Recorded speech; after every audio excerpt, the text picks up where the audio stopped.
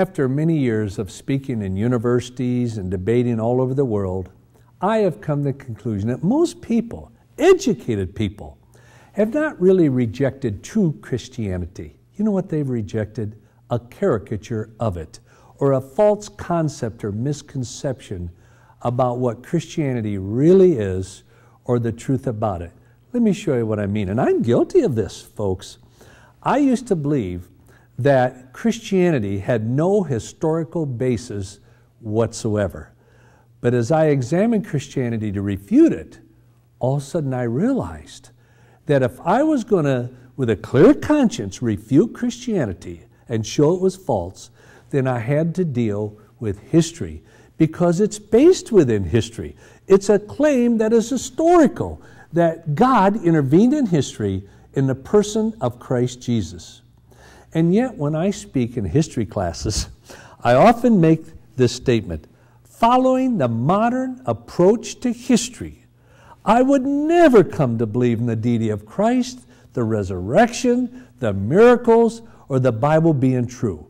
I would never come to believe in that. You say, why? For this reason: the modern approach to history, historical investigation, is based upon or dictated by an anti-supernatural bias. You say, what do you mean by that? Well, it's controlled by an attitude that there is no supernatural, there is no divine, and anything that appears to be supernatural must be rejected.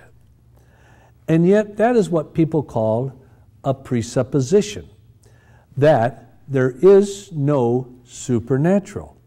But I've learned that often that is not based upon historical investigation, but rather upon a philosophical bias.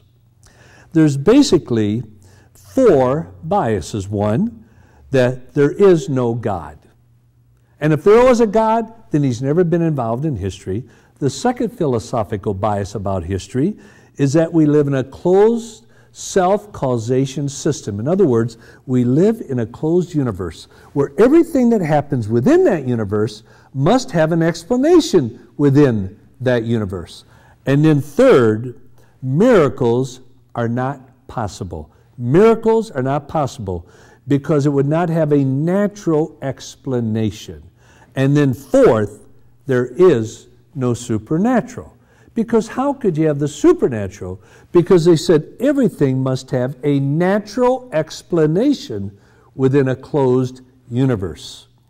And I often say to professors, are your conclusions based upon historical investigation or philosophical bias?